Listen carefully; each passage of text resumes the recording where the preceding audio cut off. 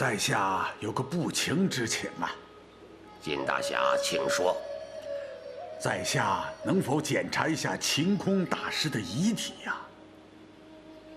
这么做恐怕不太妥当吧？晴空大师已死，难道我们还要让大师死后赤身裸体的面对我们吗？此事关系重大。如果少林同意，在下也许能从中看出些端倪。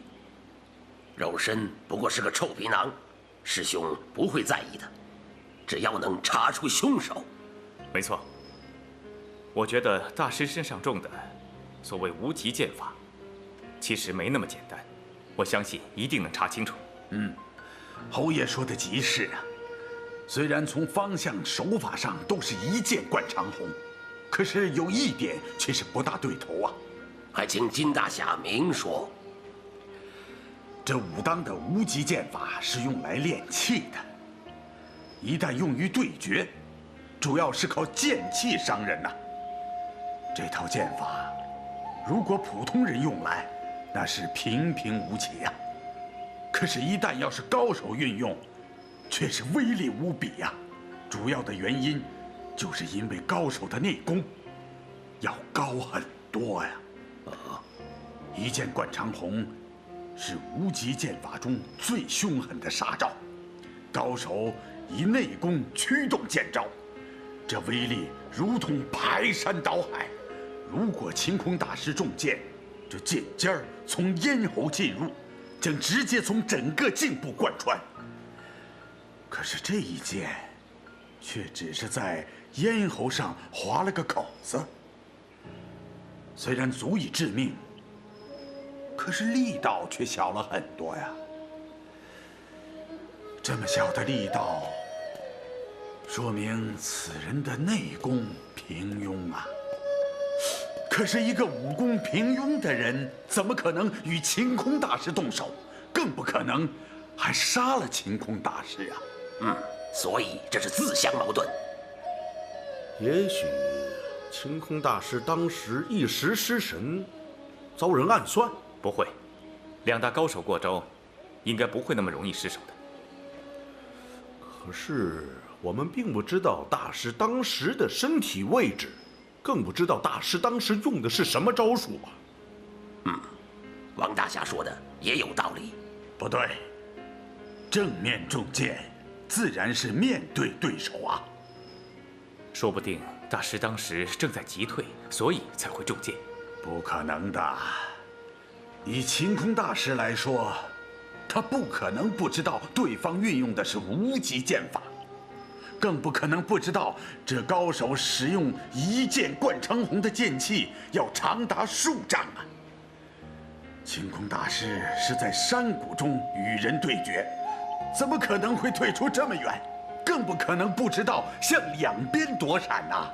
哎呀，别在这儿瞎猜了。比武的时候有无数的意外情况发生，除非你当时亲眼所见，否则你永远也搞不明白当时的情况。所以，在下需要检查一下晴空大师的遗体呀。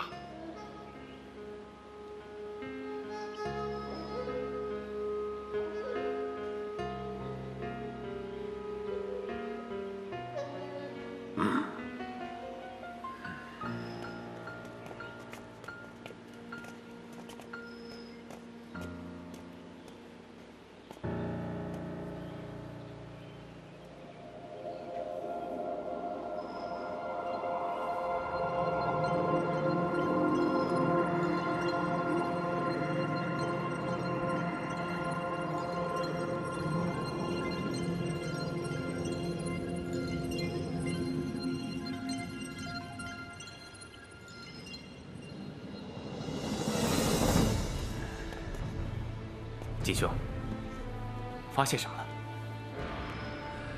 晴空大师的五脏六腑都被震碎了。师兄到底是怎么死的？那大师就不是死在无极剑法之下。如果真是像我想象的那样，武林中从此以后就会永无宁日了。这到底是怎么回事啊？我曾经听我师父说过，在很久以前，江湖上曾有一种很奇怪的武功，叫七煞琴音。七煞琴音，会这种武功的人，是一个行为十分怪异的老者，名叫不老神仙。无数的豪杰都想铲除这个祸患，不过没有一个人打赢过他，而且全部都丧了性命。从此以后，这个人就消失了，七煞琴音也就从此失传了。那都是100多年前的事情了。原来这背后还真有人搞鬼啊！可是到底谁有这么大的本事呢？一定是白水宫那个妖怪。白水宫？你刚才说那个不老神仙就是邪派的大魔头。我们今天的五行魔教，也就是所谓的白水圣母，他的武功十分怪异，就仗着这种武功，把邪派和魔教重新的整合在一起，来对抗我们中原武林。五行魔教，我少林绝不容你！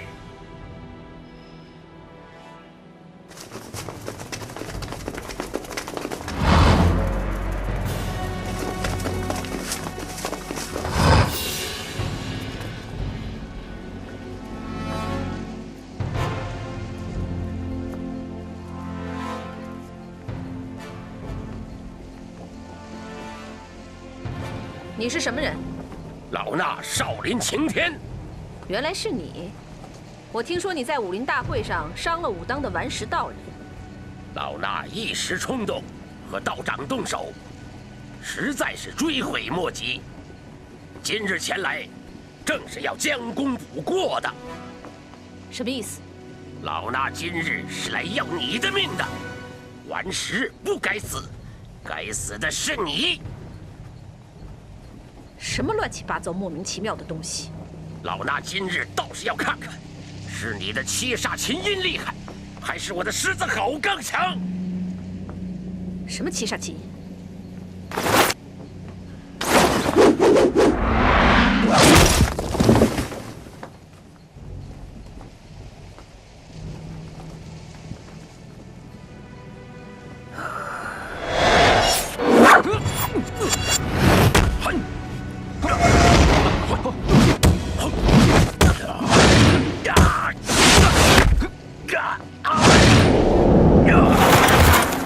大大，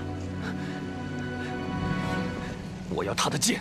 哼，来的正好，反正我也没耐性再等你3天了。呀！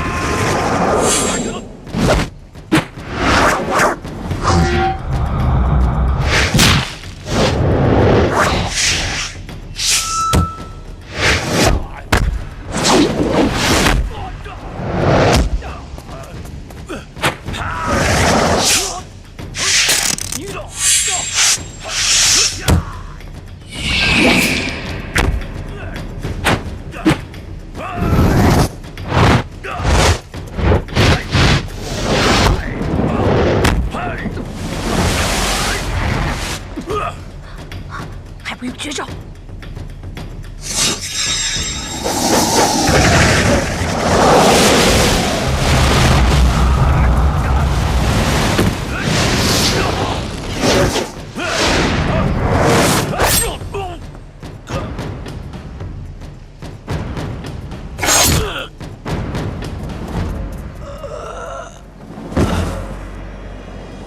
住手！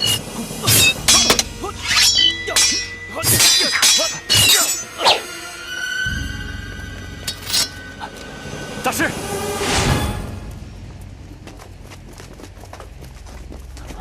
大师，大师，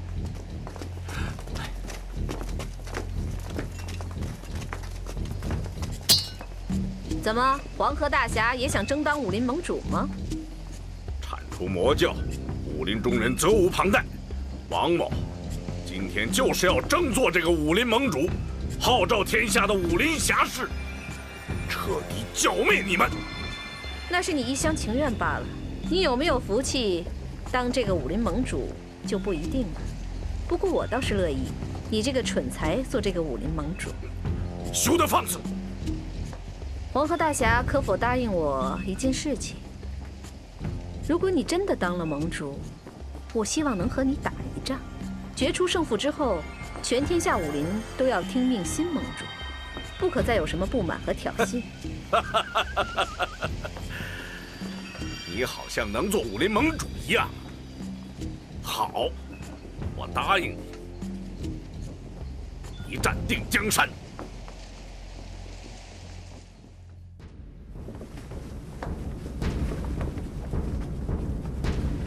诸位武林同道，武林盟主的推选，本来是我们中原武林的大事，五行魔教却来争夺盟主之位，难道我们能够拱手把盟主让给魔教吗？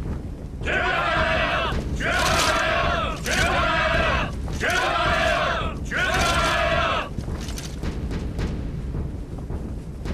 能！原来我们是想通过比武来选举。可是魔教从中作梗，先是挑起武当和少林的误会，致使顽石道长身受重伤。今天，擎天大师又被蓬莱人所害，他们现在已经围了白云观，要对我中原武林下毒手。我们的平了！我们的平了！我们的平了！我们的平了！我们的平了！我们的平了！我们的平了！对。我们是要跟他决战，但是不能像现在这样一盘散沙。现在我们已经没有时间来慢慢选举武林盟主了，我们更不能像以往那样一个个上擂台来较量。往年总会有不少高手受伤或丧命，我们需要每一份力量来对抗魔教。所以今天王某不才自荐出任武林盟主。如果有谁不服的话，可以上来挑战。武林盟主应该通过比武来选，怎么能自封呢？他算什么？凭什么他当武林盟主？这还没比呢。非常时期，他也是迫不得已。王某也是希望在最短的时间里选出盟主来对抗魔教，不知大家意下如何？我反对。奉天，要不是我和擎天比武，怎么轮得上你做武林盟主？做武林盟主，虽然不必出自名门，但至少不能跟邪教扯上瓜葛。这位王大侠的母亲，不但身为邪教中人，而且他的女儿还和那个呼延大藏有着扯不清的关系。没错，在下的母亲是魔教中人，我的女儿也因为一时糊涂，与魔教扯上了关系。珠儿，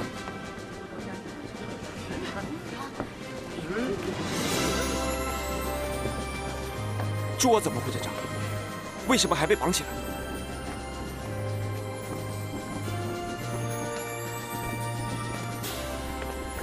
珠儿，你是我的女儿，我的亲骨肉，听我句劝，别再执迷不悟了。真没有想到是你啊！你亲手杀死了奶奶，我恨你，我恨你啊！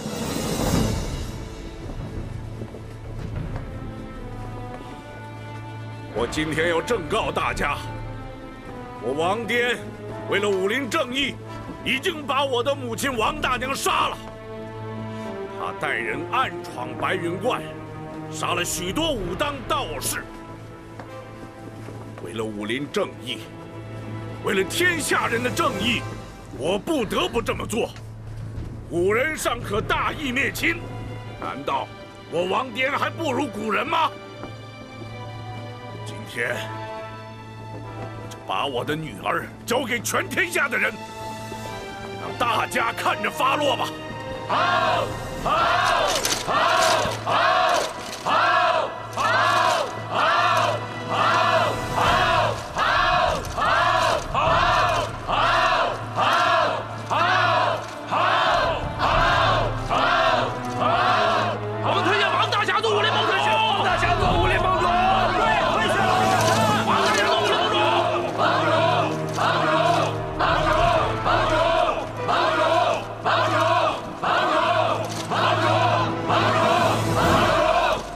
今天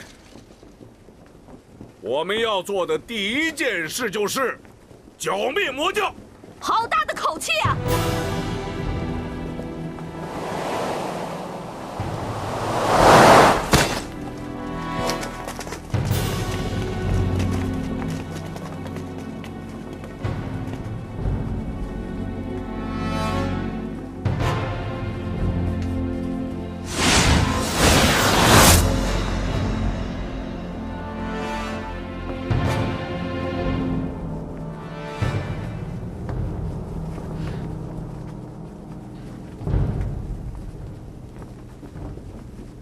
你们设在外面的暗哨都被我拿下了。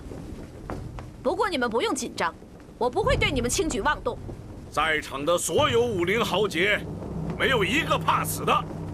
你既然来了，我就告诉你，没那么容易走。你们武林不是最讲规矩的吗？怎么，今天怎么就这么没规矩啊？我要是对你们动手，何必我自己亲自来呢？你到底想怎么样？我不想怎么样，我就是来看看，今天到底谁能当这个武林盟主。我看你王颠有没有这个能耐。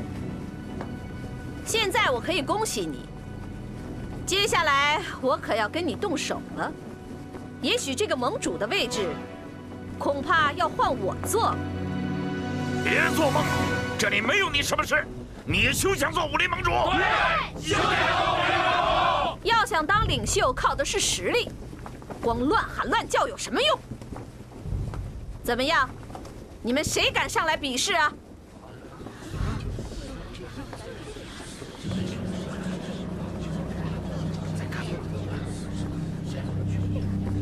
王颠，你这一仗是敢打还是不敢打？怎么，害怕了吗？你别忘了，我们可是有约定的。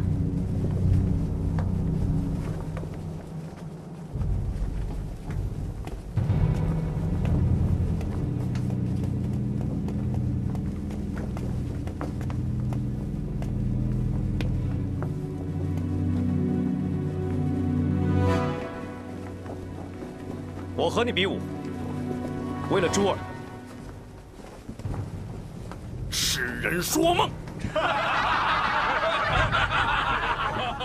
如果我赢了，赤霄宝剑和珠儿，你都交给我。你好像很有把握一样。我告诉你，赤霄宝剑你休想拿走。只要我还有一口气，我就绝不允许我的女儿和你在一起。今天的白云观，就是你的葬身之地。如果你杀了大藏，我也不会活下去了。如果我死了，就没有人阻止你们了。只要我还有一口气，绝不允许你和他在一起。慢着！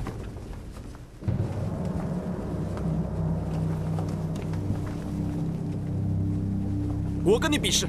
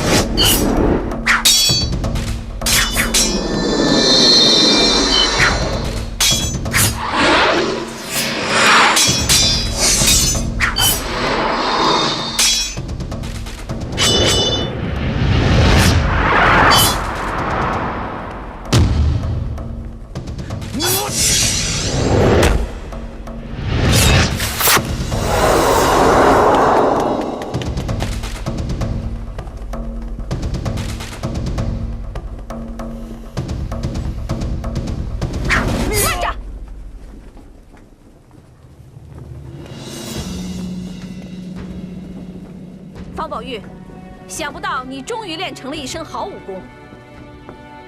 王爹，大藏是向你挑战，是为了夺得武林盟主的赤霄宝剑。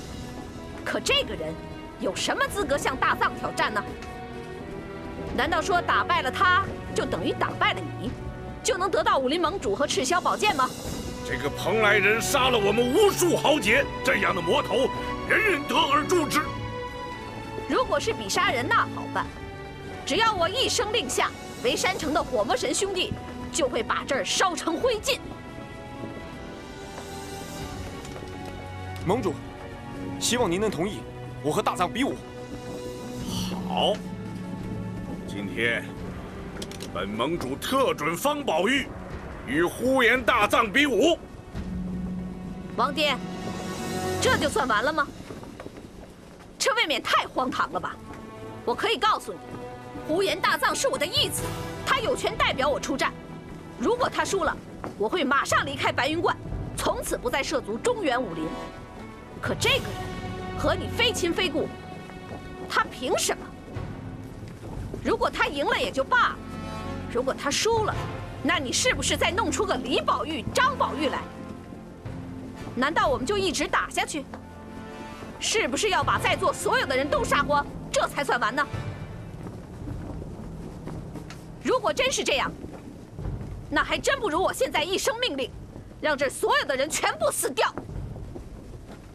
方宝玉乃清平剑客白三空之后，出身名门，与我们王家也是渊源极深。今天，我就将小女许配给方宝玉，诸位英雄做个见证。你收了个蓬莱人做义子，有什么资格做武林盟主？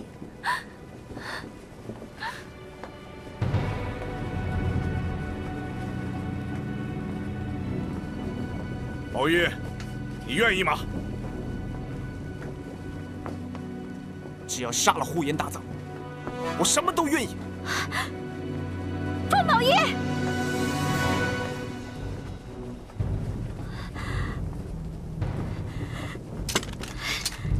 奔月，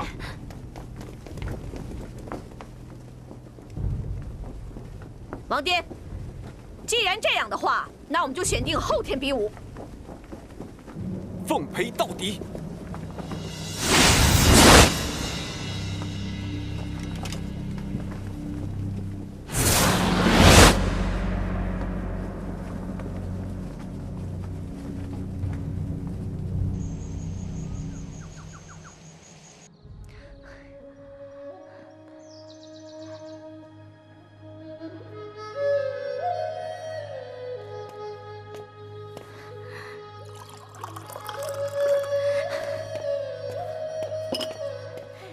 你为什么不当武林盟主？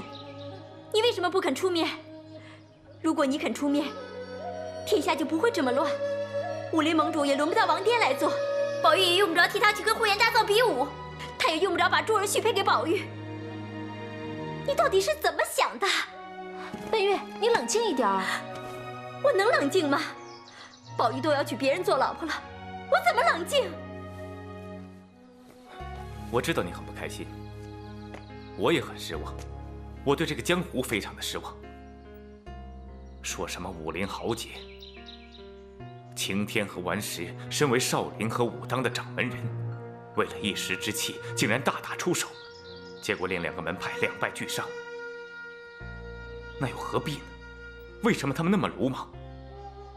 因为江湖之事实在太难预料了，在江湖里面的感情一样是很难预料。奔月，我们也是一样，可以回到船上去住，过我们无忧无虑的生活，好吗？你别跟我讲这些大道理。那你为什么不阻止王爹把珠儿嫁给宝玉？这个你总能做到吧？是不是我不再叫你爹了，你就不管我的事了？奔月，你不能够这样说话，侯爷他是有难处的。你把我当不当你爹并不重要，我永远都把你当我女儿。我不想让你受伤害。听我的话，回去吧。不，我要跟宝玉在一起，死也要跟他在一起。奔月，我们心里也很难受，谁也没有想到，王天为了不让呼延大藏跟珠儿在一起，会做出这样的安排。依我看呢，方宝玉那个小子就不是个东西，他自己怎么就不拒绝呀？这种事情别人插得上嘴吗？夏蝉，行了。方宝玉是他外公白三空养大的，在这个时候，他什么条件都会答应。我不想因为你们的鲁莽，害了你们一生。因为我是你爹，我不想我的女儿因为这个而受伤害。听我话，跟我回去。那说明宝玉的心里面根本就没有奔月。夏蝉，你少说两句就不行吗？本来就是嘛。奔月，你别着急，宝玉是不会跟珠儿在一起的。你怎么知道？不行，我要去问宝玉，听他亲口告诉我，到底是怎么回事。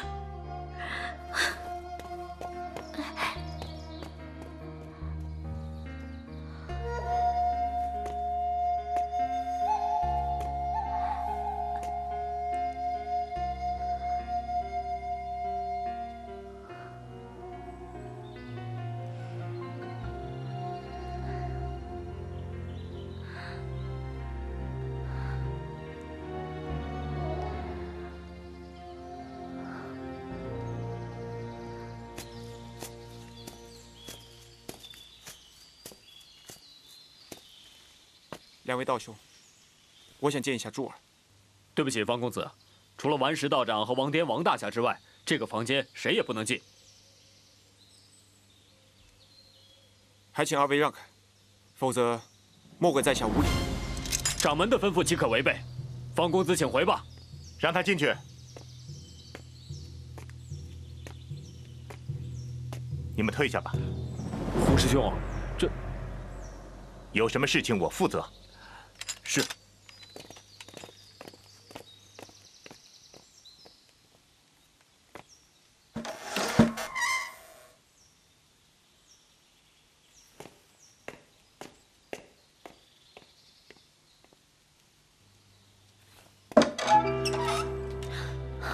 宝玉，求你不要杀大藏。珠儿，来，坐下说。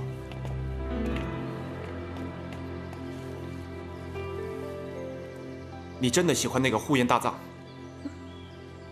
我什么都没有了，他是我唯一活下去的希望。你不明白？不，珠儿，你不应该喜欢他。呼延大藏是个蓬莱人，是个杀人不眨眼的魔王。真不明白，你到底喜欢他什么？当初他杀了我外公，你不是还鼓励我，让我学好武功，为我外公报仇吗？他不是杀人魔王，你不能这样说他，你根本就不了解他。我告诉你。当初我身中剧毒的时候，是他舍命相救；我无依无靠的时候，是他在身边照顾我。全天下所有的人都有可能骗我、害我，包括我爹，就只有他，他绝不会抛弃我的。珠儿，你醒一醒，你怎么这么傻？呼延大藏是整个中原武林正道的敌人，你为什么要喜欢他？他杀了我外公，杀了齐鲁四杰，杀了赤松道长，他满手都是中原武林正道的鲜血。你跟着他，只能到处流亡，到处被人追杀。宝玉，糊涂的是你啊！你怎么就看不出我爹是在利用你呢？他为了争夺武林盟主，连自己的亲娘都能杀害，还有什么事情做不出来？我不管，我一定要杀了呼延大藏。你跟着他不会有幸福的。我们俩从小一起长大，我不能眼睁睁地看着你这样错下去。珠儿，我知道你是迫不得已才跟他在一起的，我真后悔，当初没能早点把你救回来。我心里一直都在惦记着你。我记得上次在白云观，我虽然跟紫衣侯在一起，但是我一直都在想着你。可惜，我当时武功不及，你知道吗？我有多恨我自己吗？方宝玉，你杀呼延大藏，到底是为了你外公，还是为了他？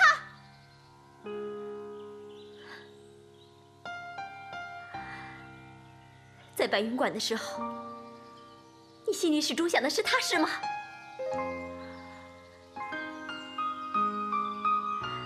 好，你现在终于可以如愿以偿了。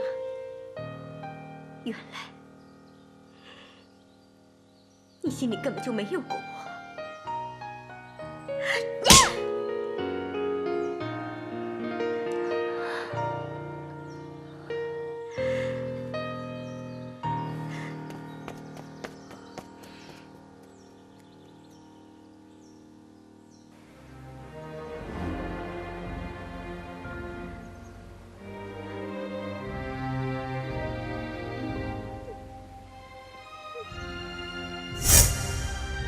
珠儿，我知道你是迫不得已才跟他在一起的，我真后悔，当初没能早点把你救回来。我心里一直都在惦记着你。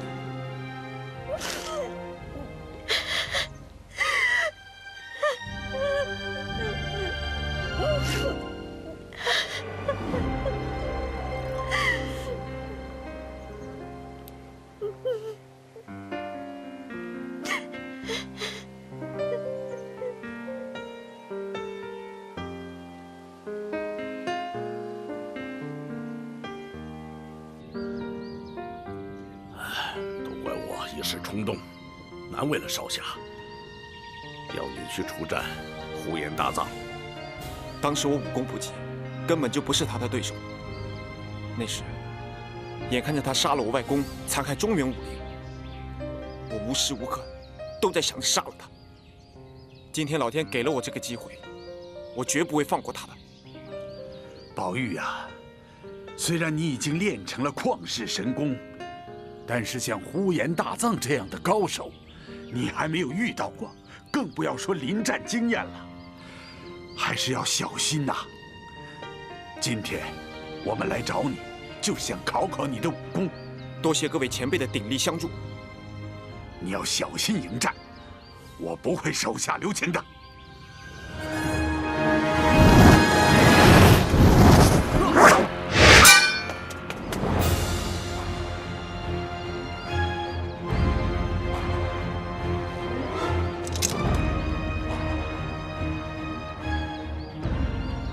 宝玉呀，今天我就用大藏的功夫来考考你。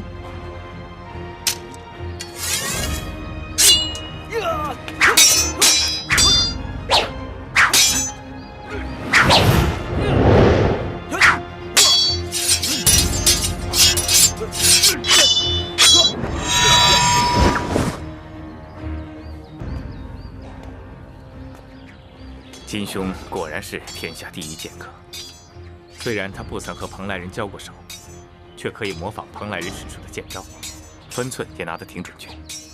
宝玉的功夫更是惊人。这孩子因为从小外公不准习武，从来就没有好好练过一点功夫。哎，现在居然能和天下第一高手对决，不可思议呀！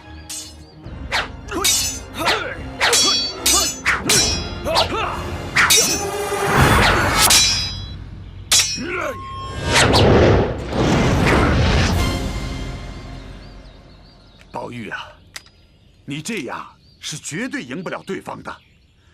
你现在手上只有这套君子剑法，在剑招上是绝对赢不了那呼延大藏的。那我应该怎么办？你现在完全用戒日神功来护体，这种方法虽然能够自保，却完全不能攻击对手。只有将戒日神功和君子剑糅合在一起，才能利用你内功的优势，来击败对手啊！我知道。啊，蓬莱人用的绝招叫做厌反，你可要小心呐！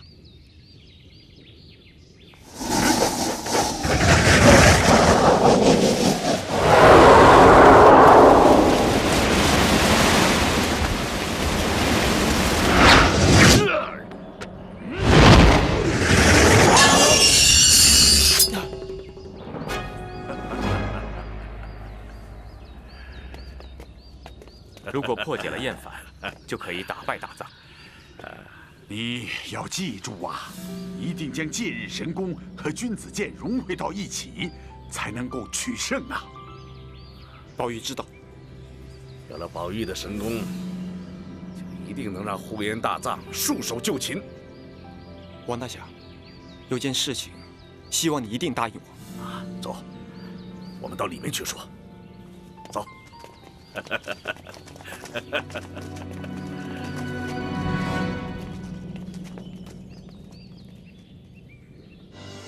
出战呼延大藏，我义不容辞。不过，我绝对不能娶珠儿为妻。少侠，我知道你心里有奔月，可是我在天下人面前已经把珠儿许配给了你，现在要收回，恐怕让天下人笑话。哎，其实呢，你应该考虑清楚，再将珠儿嫁给宝玉的。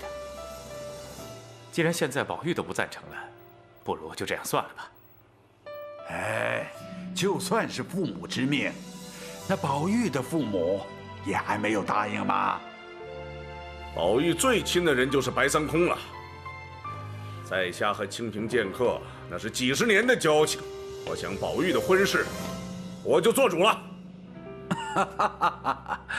我说王大侠呀，我们3个人里面，你是最没有资格做主的。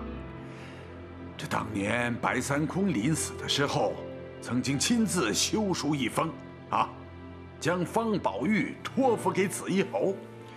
就凭这封信，紫衣侯就是方宝玉的父亲。在下将戒日神功传给了宝玉，啊，那好歹我也算是他的师傅吧。你又算是什么呢？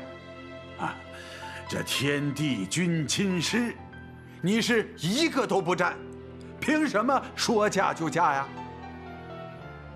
要是让我说出来，你们3个得先发个誓，这个事儿不能让任何人知道。我们听着呢，你尽管说吧。在下这么做，完全是为了宝玉能够有把握战胜呼延大藏。我不明白。这个蓬莱人现在最在意的就是我那个宝贝女儿了。如果让宝玉和珠儿成亲，那个蓬莱人一定心智大乱。到了那天，宝玉你和他比武的时候，旁边站着珠儿，你们说呼延大藏他还怎么打？这招攻心为上确实是厉害。不要说宝玉已经将神功练成，就是没有练成，也有很大的机会在比武中占得上风啊。不管怎么样，我绝对不能娶珠儿为妻。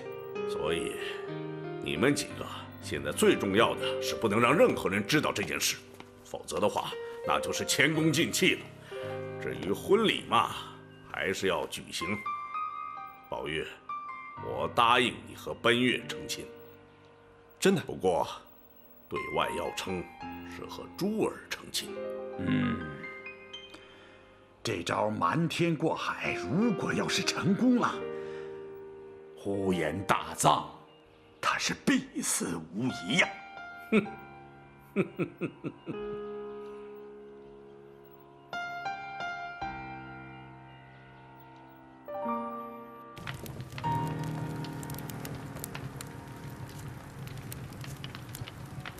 我已经见识过方宝玉的武功，绝非一般的武林高手可比，甚至在紫衣侯、金祖阳等人之上。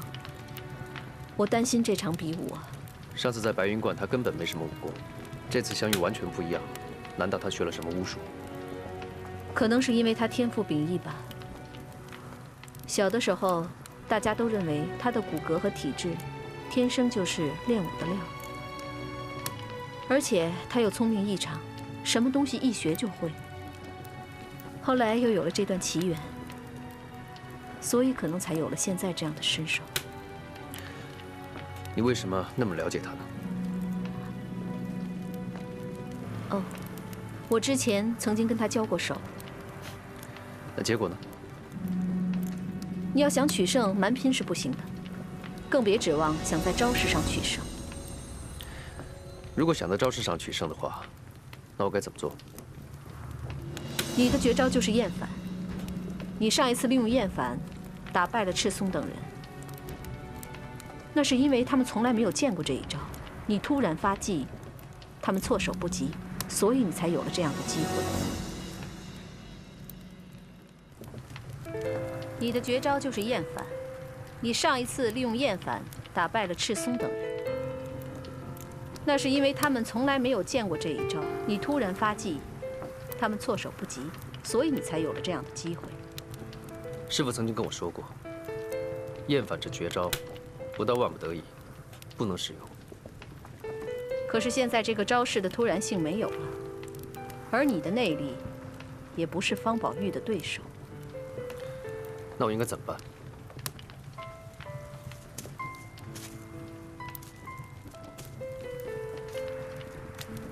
方宝玉的武功刚刚练成不久，临敌经验不足是他最大的弱点。所以我认为你应该利用自己的经验丰富，随机应变，争取主动，这样你才有机会。你有取胜的把握吗？我会尽力而为。一定要有必胜的信念才行。尽力而为是弱者的借口。不用担心，我的厌烦没有人可以破解。可是你知不知道，今天金祖阳用你的厌烦攻击了方宝玉，结果被他化解了。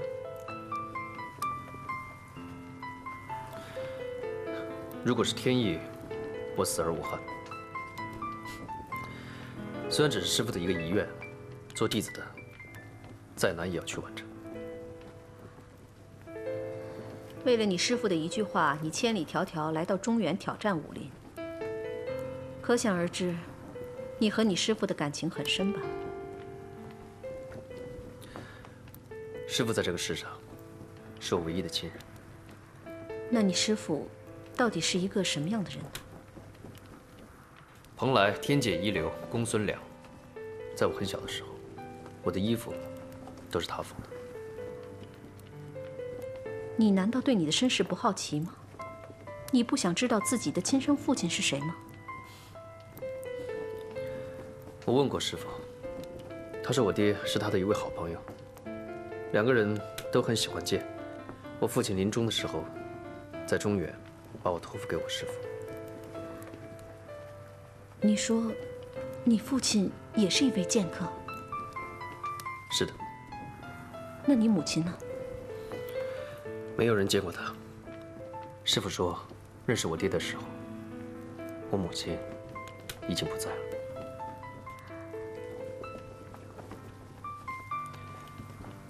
这个是我爹留给我唯一的东西。能让我看看吗？嗯。虽然爹不在了，但是他还在，就像我爹在我身边一样。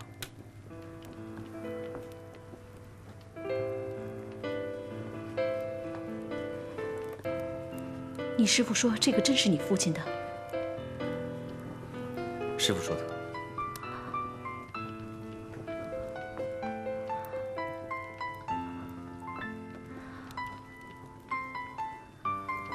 你能让我单独待一会儿吗？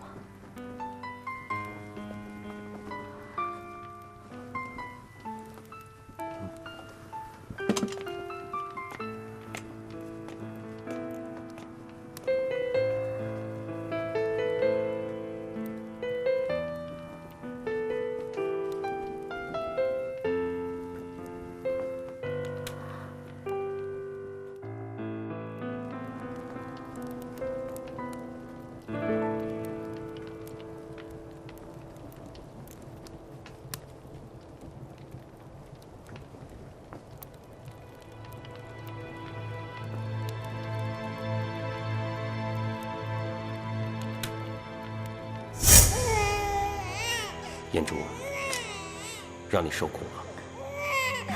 没有，我只要能跟你在一起，就心满意足了。你跟我在一起，我什么都给不到你。但你放心，我一定会让你过上好日子，让你衣食无忧。飞腾，你知道我要的不是这些。我知道，可为了我们孩子，我也必须这么做。孩子，你来到这个世界上，爹什么都给不到你。飞腾，这是你当年给我的信物，不如就把它送给我们的孩子吧。这合适吗？这有什么呢？只要你能永远待在我们母子身边。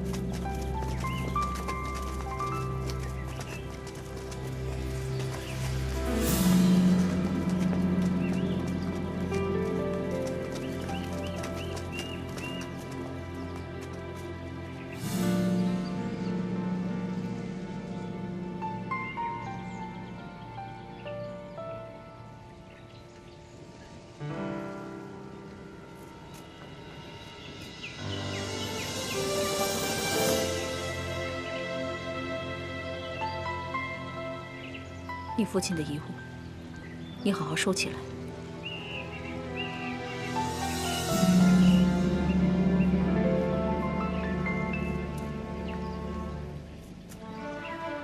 生母，是不是有什么事？你是不是认识他们两个？你师父常到中原找寻名剑。是啊。他说过，传说中有9大名剑，他已经得到2把，但在他死之前，还念念不忘要找到其他几把，所以我来到中原。那你知道那2把名剑的名字吗？干将、莫邪。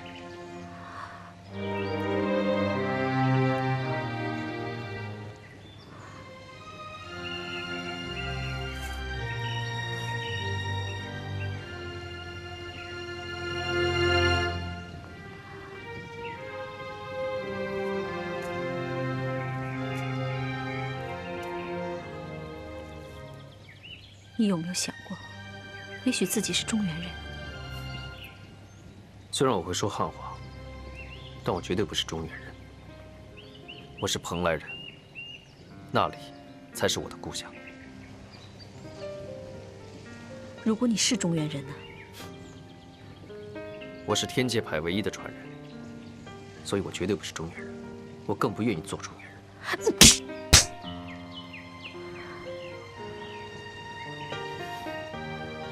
我始终就没变过。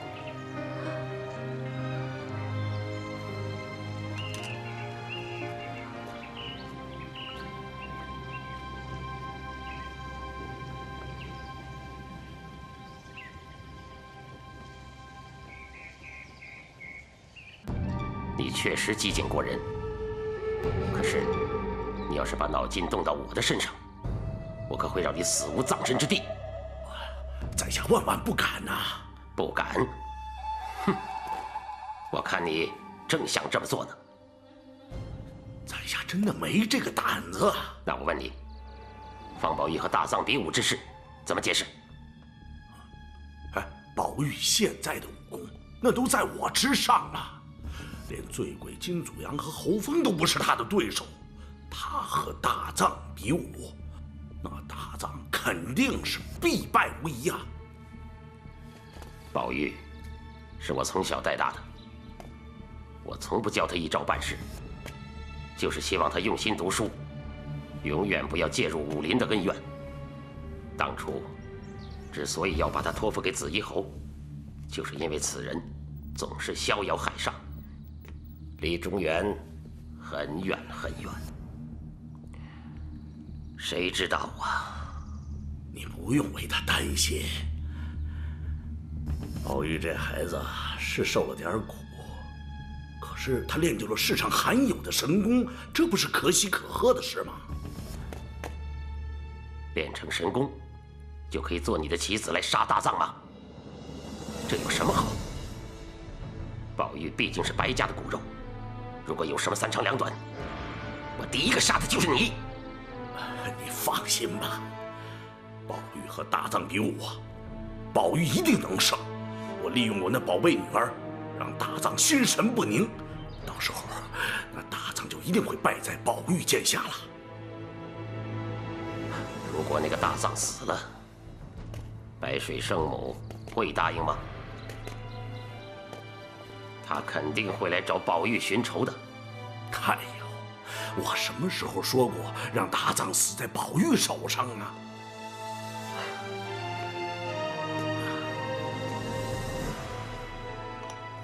这是滇南蛮人用的圣物，迷心蛊。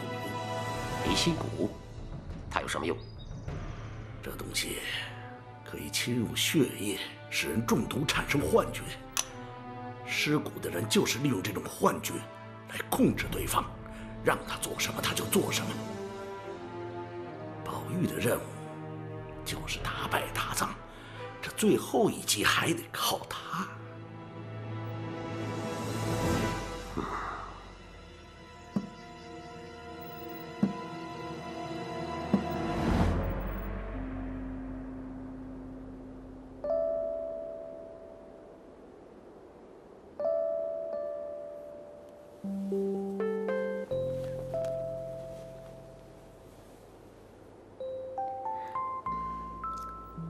珠儿，我们终于能在一起了。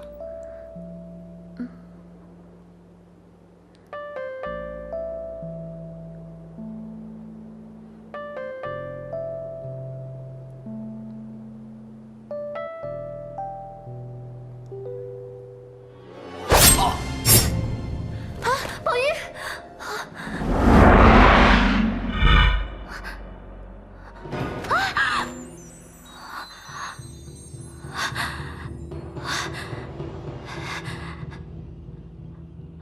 宝玉，不是说你不喜欢珠儿的吗？怎么会这样子？宝玉。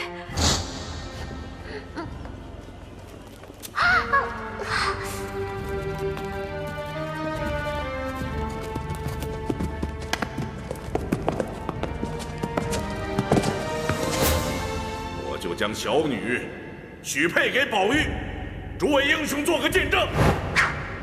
只要杀了呼延大藏，我什么都愿意。你不要我了，你不要我了，你不要我了。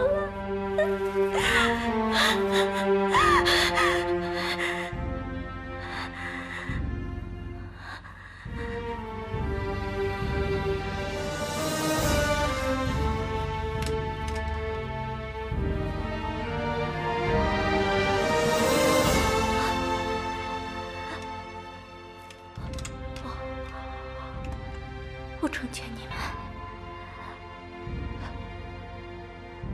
成全你们。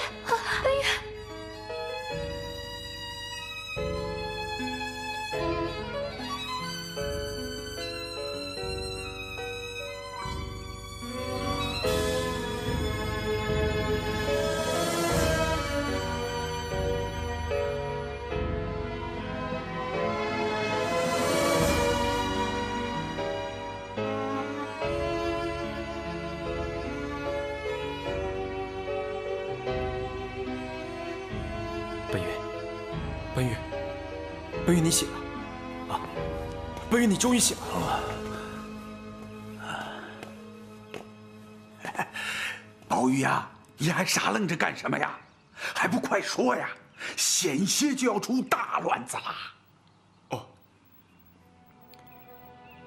奔月，我告诉你，我不会和珠儿在一起的。我今天晚上就娶你。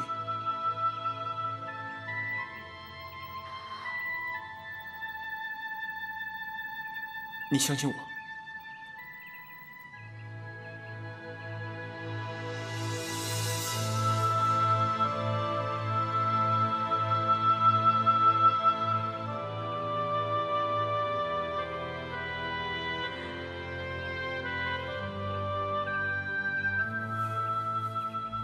其实，让宝玉与珠儿成亲这件事情，是盟主的计谋，做给别人看的。奔月姑娘，都怪老夫鲁莽。我与邪教势不两立，也不想让赤霄宝剑落入蓬莱人的手中。我的本意是想以此打乱呼延大藏的方寸，没想到奔月姑娘性情如此刚烈，用情如此专一啊，竟然以死来殉情。险些让老夫铸成难以挽回的大错呀！我决定，今天晚上就让奔月和方公子成婚，如何？我们先出去吧。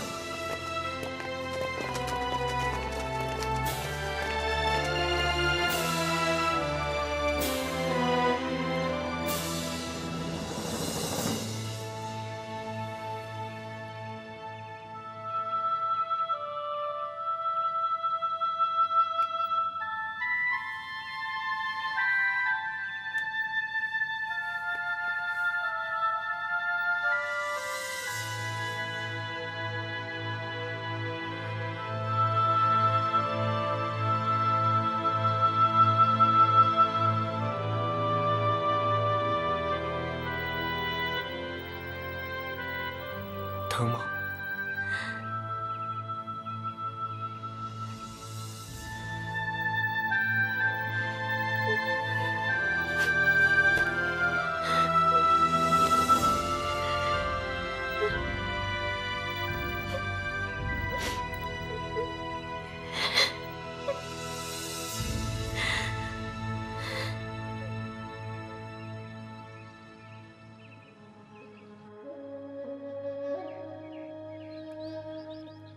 这一次真是多谢盟主的好意，可以成全这对新人。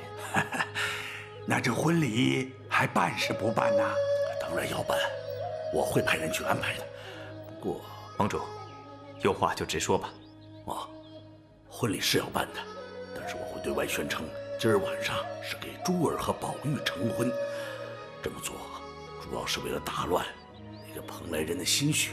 另外，我在众人面前已经把珠儿许配给了方公子，总要有个交代吧。还希望二位一定要为此事保密。我明白，放心吧，我一定会保密的。只要是有酒喝啊，我肯定什么都不会说的。不过我担心珠儿会有什么不妥。这个不用担心，我女儿那边的事，我自有办法解决。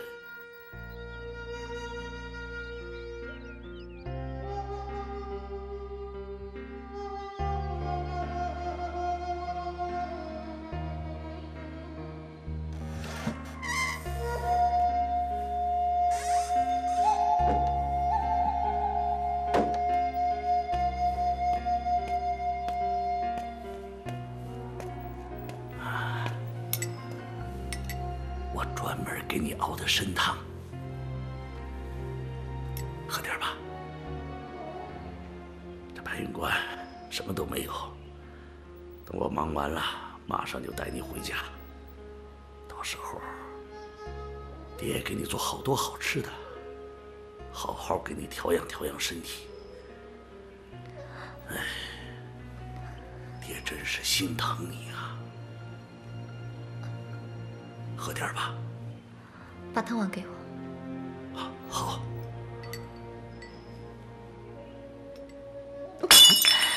你亲手杀了自己的娘，我没有你这样的爹呀！爹的苦衷，你不会理解。你出去，你快出去啊！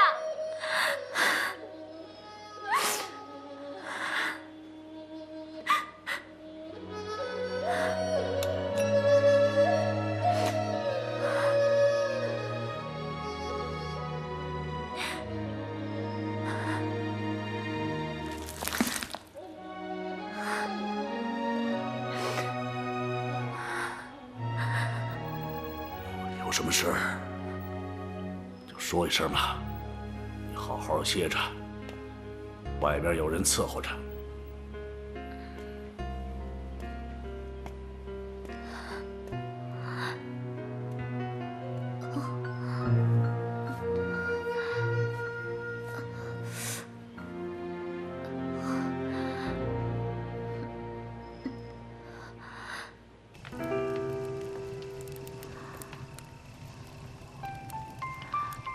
飞腾，我应该怎么办？到底应该怎么办？你去世以后，我疯了一样的去找我们的孩子，整整半年，我找遍了你可能到过的所有地方，我以为他死了。我恨我没有能力去保护我们的孩子，可是我没有想到。他居然还活着，飞腾，飞腾，飞腾，你听见了没有？我们的孩子他还活着。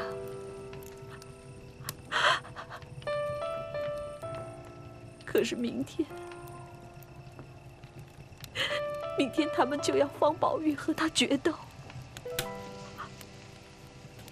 他们要刺激大藏，他们将大藏喜欢的人许配给了方宝玉。可是你知不知道，宝玉他也是我的孩子，他也是我的骨肉，他是大藏的亲兄弟。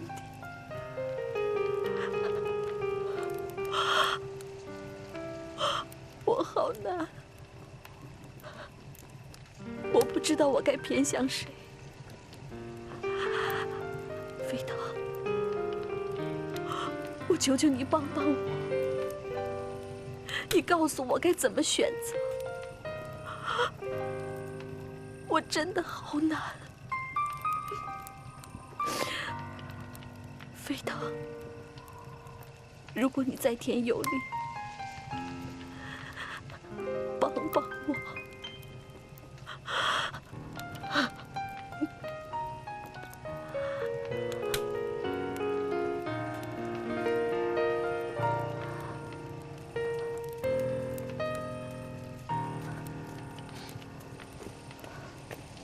启禀圣母，什么事？白云观张灯结彩，探子来报，说是方宝玉今晚要和王颠的女儿完婚。知道了。该怎么办？什么怎么办？不会让他们得逞。我敬你一杯。希望你明天打败蓬莱人，也恭喜你和奔月姑娘终成眷属。好，来，为了明天的成功，我可跟外面的武林同道说，今儿晚上的新娘子是珠儿，让你受委屈了。那可要罚你喝3杯酒啊！这可不行啊！不行！你知道外面有多少人嚷着要进来敬酒，都被我给挡回去了。那些道士我都没让他们进来。结果弄得那些武林群雄啊，抓住我不放，非要拼着命的给我灌酒。来，喝一杯。来啊！来。奔月交给你了，我也算了了一桩心愿。能和奔月在一起，那是我的福气。侯爷您放心，我一定会好好待他。我知道你一定会。明天是中原武林扬眉吐气的日子，来，干杯！啊，来，喝酒，干！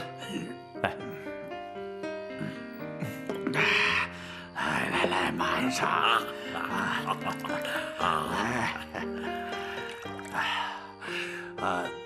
宝玉呀，你千万可要少喝呀！啊，对。金大侠，您放心，我不会多喝的。宝玉，你必须知道，你一定要将戒日神功融入到君子剑法，才有机会击败那大藏。这一点，你还是不太熟练。金兄说的对啊，其实你的临战经验不一定比那个蓬莱人多。如果你想赢他，一定要用内力去压住他，这样才会有机会。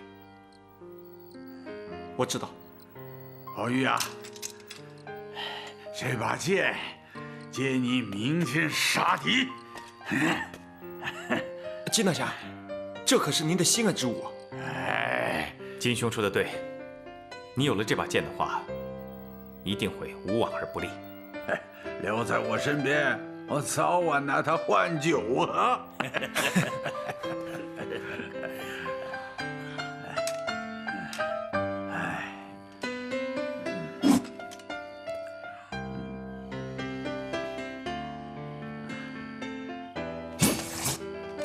我现在就去练剑。哎，这是你的新婚之夜，我看就算了吧。是啊，怎么着也得先见见新娘子再说嘛。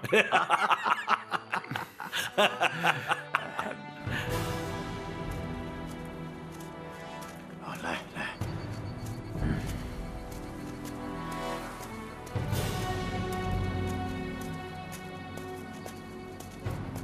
好，看，侯爷，你看，就是这里。金兄，带我来这里有什么用意？侯爷啊，你还记得几天前白云观警钟大作的事情吗？我记得，当时我在大殿之上，我还知道当时白云观被那个土龙子袭击。不过幸好武当弟子训练有素，尽管不是在武当山，但在非常之时他们很机警，所以就发现了。这事情并没有那么简单呐。你看看这里。这里，这切口很平整。侯爷，如果我用开山斧之类的兵器砍断这么粗的木头，这刀口一定是倾斜的很厉害呀。可是你看，这么齐的切口，一定是用非常薄的兵刃，比如像是长剑一类的兵器啊。没错，如果是用长剑的话，那此人的武功可以说是深不可测。一定要做到人剑合一，才能有这个效果。不过，这和警钟有什么关系呢？哎呀，当时我就在现场，眼看着这节断木飞了出去，撞向远处的大钟啊！到底是什么人做的？我当时只是看见一个灰影冲下山去，我去追，可惜没追上啊。一定是高人之中的高人。可是，不知道是敌是友啊。不是敌人，如果是敌人的话，他根本不会发出信号，让土龙子被抓住。这如果是朋友，那他就应该现身呐。这如果是敌人，以他的功力，那这个人很有可能是杀害晴空大师的凶手。啊！无论如何，要加倍小心，千万不能让宝玉出事。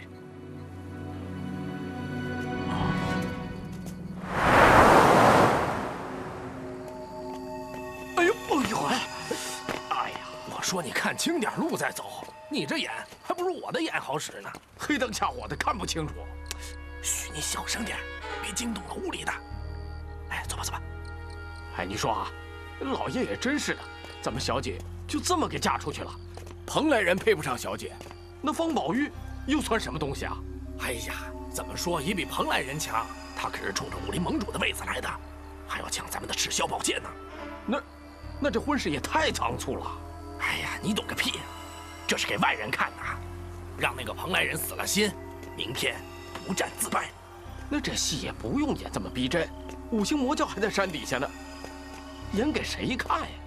这可说不好，搞不好他们现在就躲在什么地方偷看呢。走走。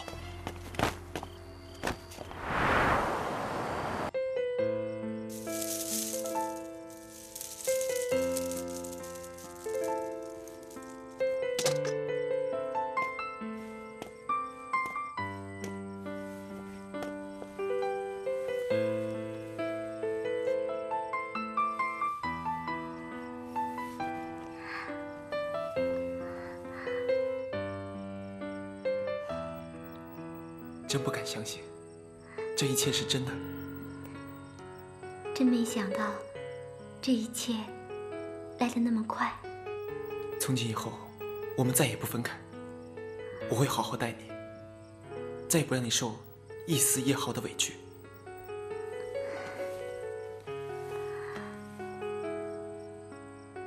宝玉，你答应我，不论明天结果怎么样，你都要回来，都要回到我的身边来。我答应你，不过你也要答应我一件事情，以后再也不要做伤害自己的傻事了。你放心，有你在我身边，我再也不会做那样的傻事了。哦，对了，刚才金大侠把他的玄铁重剑借给了我，他说，只要将内功注入到君子剑法，就有十足的把握打赢这一仗。刚刚我还以为他们会把你灌醉呢。我当然知道什么是轻重啊。你先好好歇歇，我去练会剑。你去吧，我等你回来。可是，我真的舍不得让你一个人待在这里。我又跑不了，放心去吧。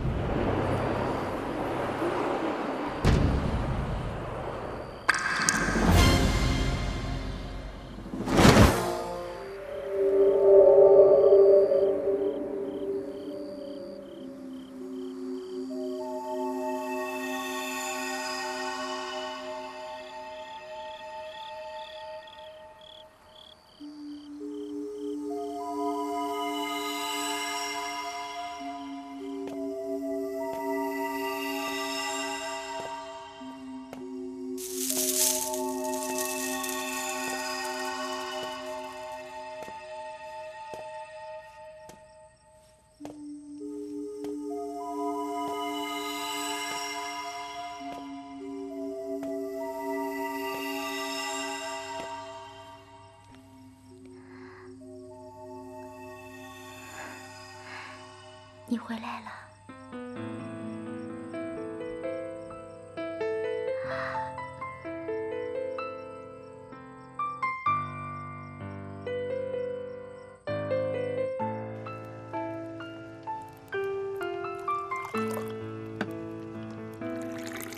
来，祝你明天马到成功。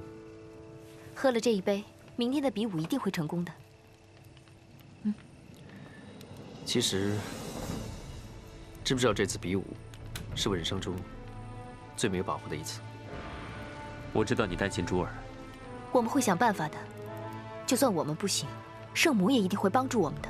这一次，他帮不上我。我认识的大藏，不是这样的。那应该是怎么样？是一个顶天立地、天不怕地不怕的好男儿。对手越强，他的取胜欲望也就越强，决定一战的意志也就越强。是啊，你以前自信的让人害怕，比武杀敌都不会犹豫，就好像不会死似的。师父在比武之前叮嘱我，让我一定到中原找齐9大名剑，完成他一生的愿望。我来到中原的时候，心无杂念，什么都没有，一心想着帮师父找剑，所以每次出手的时候，都是带着同归于尽的想法，不像现在。现在你担心珠儿，担心她有什么不测，更不希望自己也死去，是吗？不是，我死了无所谓，但没人照顾珠儿。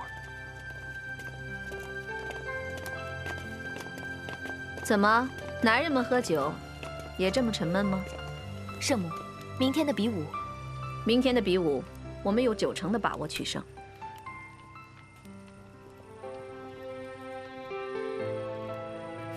你想做什么手脚？你呀，别人给你设了圈套，你还傻乎乎的往下跳。我不明白。你当然不明白了。你们仔细想想看，为什么王颠会当着天下豪杰的面，将珠儿许配给方宝玉？你们注意到方宝玉当时震惊的表情了吗？你是说方宝玉当时也不知情？王颠这么做只是想刺激一下大藏。如果大藏知道珠儿要跟方宝玉结婚，还会有心思去打这一仗吗？还有，山上的老家伙整天拼命磨练方宝玉的武功，这样一来，大藏取胜的机会不就等于0了吗？既然这样，就不比了。武林正派居然用这样的手段。听说当初在白云观和赤松道长一战，因为他心绪烦乱，才输给了我。现在轮到我，也算公平，只是没想到在同一个地方。大藏，你这是在想什么？对方设下陷阱，你不但没有准备，也没有对策，就掉进去，这叫做愚蠢。多晨，你先不用着急，这件事可能已经解决了。什么意思？论武功，你不是最强的，可是论计谋，这山上山下的，还真找不出来谁是你的对手。在下跟圣母比起来，还差得远呢。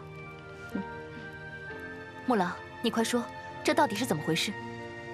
你先别急，慢慢听圣母讲。白云观今天晚上要为珠儿和方宝玉举行婚礼了。大藏，你放心好了，我刚从白云观来。珠儿今天晚上是什么样子，她明天早晨还依然是什么样子。没有人敢动她，也没有人会去动她。我不明白，你一向不喜欢珠儿，为什么要保护她？因为我保护了珠儿，就等于保护了你。你明天如果有什么闪失，我的利益也会受到损失。他们宣布婚礼，就是为了打乱你的心智。我已经用计策将方宝玉的心智打乱了。更重要的是，他取胜出战的意志也没了。你是说现在他方寸大乱？因为珠儿依然是原来的珠儿。怎么证明？这个你就不用操心了。总之，我们明天一定有取胜的把握。不过你要答应我一件事。请说。明天无论如何，你都不能取方宝玉的性命。你不要问我为什么，你必须答应我。我答应你。托琛、木狼，你们两个明天上山只有一件事，给我设法把珠儿救出来。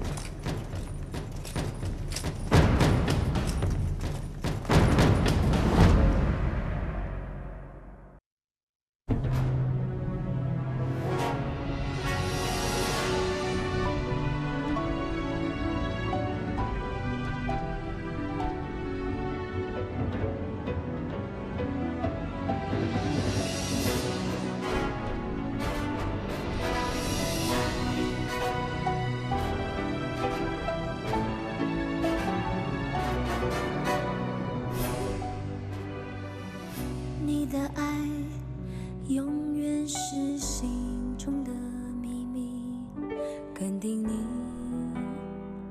我永不后悔。为了你，我忘掉所有恨与泪，哪怕有家不归。和你走。 再长的路也无所谓，只要让你为我把长剑收回。你的泪不为红颜，又为谁？你的泪又为谁？孤独的人，有我在红尘中陪你醉，不放弃，爱你到天涯都无悔。花开花落不变的事情，无怨无悔，你是我猜不出的。